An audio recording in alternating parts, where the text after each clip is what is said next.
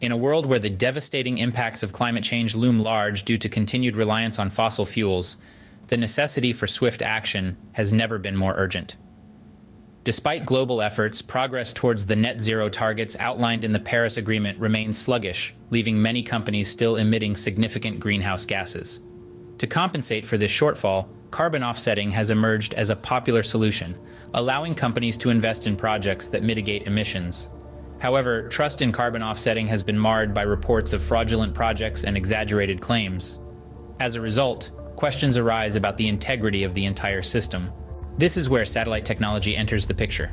Satellites offer a unique vantage point for monitoring carbon offset projects, particularly those situated in remote or inaccessible areas. By leveraging satellite data, companies can accurately measure carbon footprint and assess project effectiveness.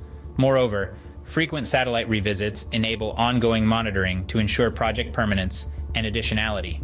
Several companies are now harnessing satellite data to verify the success of carbon offset projects.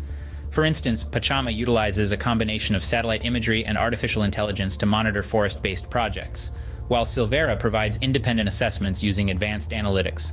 These initiatives not only enhance project credibility, but also contribute to rebuilding trust in the carbon offsetting market.